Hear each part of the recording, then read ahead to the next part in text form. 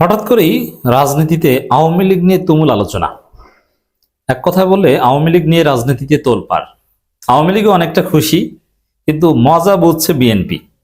জামাত শিবিরের জন্য এটা একটা খুশির সংবাদ। দর্শক, আওয়ামী লীগের অফিস খুলছে, আওয়ামী রাষ্ট্রপতি জনাব শাহাবুদ্দিন চুপ্পু পায়ের উপর পা তুলে ইউনূসকে দায়ী করছেন, তারেক রহমানের এপিস করছেন। এতে আওয়ামী লীগের লোকজন খুশি, কিন্তু এই খুশি তাদের জন্য একটা বুমেরাং। কিন্তু কঠিন বার্তা হচ্ছে মূলত বিএনপির জন্য। এবং আওয়ামী লীগের জেলা সেক্রেটারি, সাবেক দুইবারের এমপি, তিনি জামিন পেয়েছেন। আমি যখন আলোচনা করছি তখন জামিন পেয়েছেন। জামিন পেলে যে মুক্তি পাবেন তা না, কারণ অন্য মামলায় অ্যারেস্ট দেখানো হয়, জেলগেট থেকে গ্রেপ্তার করা হয়। যাই হোক, জামিন তিনি মুক্তি পাক, এটা আমি প্রত্যাশা করি। তা আওয়ামী লীগের সাবেক এমপিরা অনেকেই জামিন পাচ্ছে। বিশেষ করে আজকে বরিশাল জেলা আওয়ামী লীগের সেক্রেটারির জামিনে মুক্তির খবরটা ভাইরাল হয়েছে। যদিও আওয়ামী লীগের বিভিন্ন পর্যায়ের নেতাকর্মীদের নির্দেশনা দেওয়া হচ্ছে যে জামিনে মুক্তির খবর তোমরা ফেসবুকে প্রচার করবে না, গোপন রাখবা 2 মাস। কিন্তু মজার বিষয়, এগুলো স্বাভাবিকভাবে অনলাইনে ছড়িয়ে পড়বে। পক্ষের লোক বিপক্ষের লোক সবাই মিলে এটা প্রচার করবে। পক্ষের লোকজন আলহামদুলিল্লাহ বলবে, বিপক্ষের লোকজন উদ্বেগ প্রকাশ করে সেটা প্রচার করবে। তো দর্শক, এইসব কারণে আওয়ামী লীগ রাজনীতিতে এখন ভেরি মাচ রেলেভেন্ট। কিন্তু এই রেলেভেন্টের মধ্যেই সবচেয়ে ইন্টারেস্টিং খবর, মানুষ এই খবরে খুশি। এই খবরে যেখানে পুরো জাতি ক্ষুব্ধ হওয়ার কথা, আওয়ামী লীগের প্রতি তাদের ক্ষোভ বেড়ে যাওয়ার কথা, কিন্তু এখানে খুশি, সবাই খুশি। খবর, আওয়ামী লীগের হামলায় বিএনপির 4 নেতাকর্মী নিহত। নড়াইলে আওয়ামী লীগের একজন ইউপি চেয়ারম্যান খায়রুজ্জামান ওরফে খায়ের বিএনপির 4 জনকে সাহারি খাওয়ার সময় কুপিয়ে হত্যা করেছেন। বিএনপি অবশ্য এই ঘটনা ধামাচাপা দেওয়ার চেষ্টা করছে। বিএনপির নেতাকর্মীরা মাইর খেয়েছেন। বিএনপি শুধু এটা না, এই যে আওয়ামী লীগ এর আগের একদিন আগের খবর, পিরোজপুরের ইন্দুরকানীতে বিএনপির 5 জনকে আওয়ামী লীগের লোকজন পিটিয়ে মাথাটা ফাটিয়ে একদম উপজেলা স্বাস্থ্য কেন্দ্রেও রাখেনি, তাদেরকে জেলা হাসপাতালে পাঠিয়ে দিয়েছে। দেশের বিভিন্ন জায়গায় বিএনপি আওয়ামী লীগের মার খাওয়া শুরু করেছে এবং মার খাবে, ভয়াবহ মার খাবে, এটা অনিবার্য। কেন আমি আসছি, এবং এটা জামাত শিবিরের জন্য সুখবর।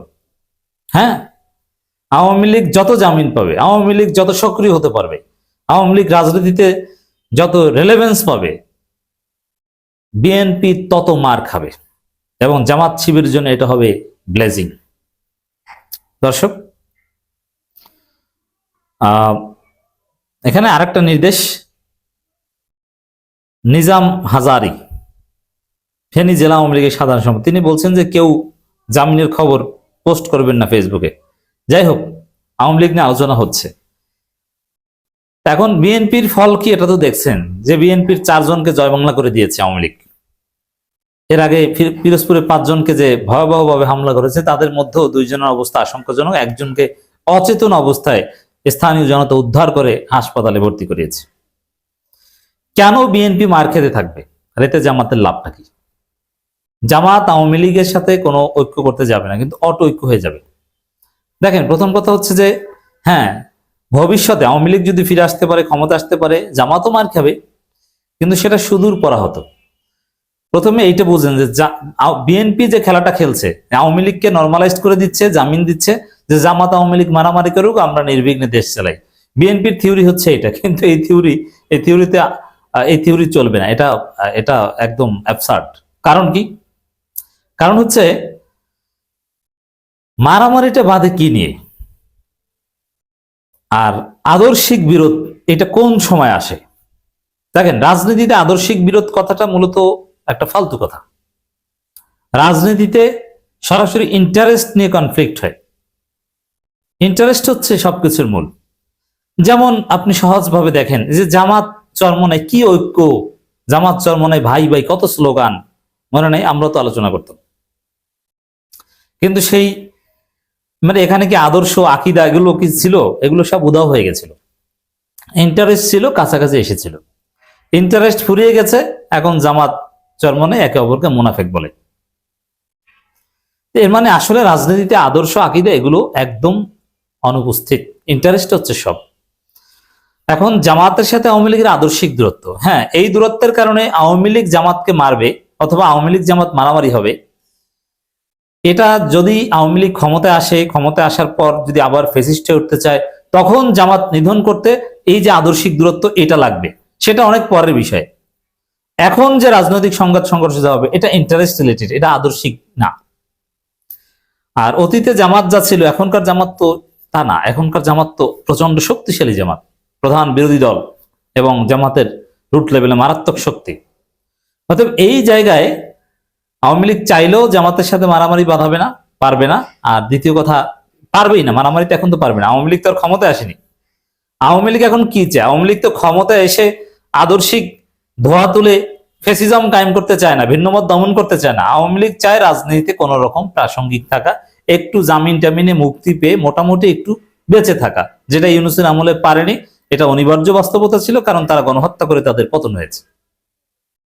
এখন আওয়ামী লীগের সাথে সংঘাত সংঘর্ষ যেটা হবে কি নিয়ে, ওই যে দেখেন নড়াইলে, পিরোজপুরে বিএনপির কারা আওয়ামী লীগকে মিথ্যা মামলা দিয়ে ভুগিয়েছিল, কারা বিএনপির কারা আওয়ামী লীগ নেতাদের দোকান দখল করেছিল, মাছের ঘের দখল করেছিল, বাগান দখল করেছিল। এটা তো আর জামাতের কেউ করেনি, এটা তো করেছে বিএনপির লোকজন। অতএব বিএনপি আওয়ামী লীগ সংঘাত এইসব ইন্টারেস্টকে কেন্দ্র করে অনিবার্য। আওয়ামী লীগ একটু শক্তি পেলেই বিএনপির ওই লোকদেরকে ধরবে যে তুই আমার দোকান দখল করছিস, তুই আমার বাগান দখল করেছিলি, তুই আমার মাছের ঘের দখল করেছিলি। তা জামাত তো কিছু দখল করে নাই, জামাত তো কোনো আওয়ামী লীগ পেটাতেও যায়নি। তাহলে এখানে জামাতের সাথে সংঘাত সংঘর্ষ হবে কেন? আপনি খোঁজ নিয়ে দেখেন, এলাকায় যারা জামাত করে তার ভদ্র, কারোর সাথে, বিএনপির সাথেও তাদের স্বার্থগত দ্বন্দ্ব নেই। বিএনপির সাথে দ্বন্দ্বটা হতে পারে ক্ষমতাসীন আর বিরোধী দল, এই। কিন্তু মানুষ যে কারণে মারামারি করে, তুই আমার কাউন্টার দখল করছিস, তুই আমার জমি দখল করছিস, এটা নিয়ে, এই জায়গাটা জামাতের লোকজন সেই। অতএব আবার দেখেন, যেহেতু বিএনপির সাথে মারামারি বাঁধবে আওয়ামী লীগের, অলরেডি বিএনপি হত্যা করা শুরু করেছে আওয়ামী লীগ, এবং এটা সামনে প্রতিনিয়ত ঘটতে থাকবে। এবং যে চুক্তি হয়েছিল বিএনপি আওয়ামী লীগের, সেই চুক্তি বিএনপি রাখতে পারবে না। তারপরে বিএনপিকে মোনাফেক বলবে আওয়ামী লীগ, এবং আওয়ামী লীগ স্বতন্ত্রভাবে রাজনীতিতে তাদের অবস্থান ধরে রাখতে চাইলে অবশ্যই সরকার বিরোধিতা করতে হবে, নইলে তো আওয়ামী লীগের রাজনীতির রও থাকে না। স্থানীয় সরকার নির্বাচনে তারা স্বতন্ত্রভাবে দাঁড়ানোর চেষ্টা করবে, তাতে বিএনপি আওয়ামী লীগের মধ্যে দূরত্ব বাড়বে। আর যেহেতু আওয়ামী লীগের রাজনীতির একমাত্র রেলেভেন্স সরকার বিরোধিতার মধ্য দিয়ে, মনে রাখবেন যে রাজনীতির যে ব্যাকরণ, তাতে বিএনপির সাথে সমঝোতা কখনো আওয়ামী লীগের রাজনীতির রেলেভেন্স তৈরি করে না। বিএনপি বিরোধিতাই আওয়ামী লীগের রাজনীতি। আর জামাত তো সরকার বিরোধী দল, তা সেখানে জামাত না চাইলেও জামাতের সাথে আওয়ামী লীগের একটা ঐক্য হয়ে যাবে, যেটা 1994-95 হয়েছিল। অতএব আর 1994-95 জামাতের নেতৃত্বে সরাসরি স্বাধীনতা বিরোধীরা ছিল এবং জামাত দুর্বল ছিল, তখনই ঐক্য হয়েছিল। আর তখন তো আওয়ামী লীগ অনেক শক্তিশালী ছিল, আর জামাত এখন অনেক শক্তিশালী, নতুন প্রজন্মের জামাত। আবার জামাত সংসদের বিরোধী দল, আওয়ামী লীগ তো জামাতের পা ধরবে, ভাই একটু সাথে রাখেন, একটু সুযোগ দেন, আসেন একসাথে কিছু করি। অতএব এই যে দেখছেন যে আওয়ামী লীগ পুনর্বাসন অফিস খুলছে, এতে মজা বুঝছে বিএনপি, এই যে হত্যা করছে, এবং এটা আরো করতে থাকবে। জামাত শিবিরের জন্য টেনশনের কিছু নেই। আওয়ামী লীগ অফিস টফিস করলে জামাত শিবিরের লোকজনকে ভাঙতে যায়েন না, আপনাদের পিছনে আওয়ামী লীগ করবে, এটা আপনাদের কাজে লাগবে। রাজনীতি শিখুন।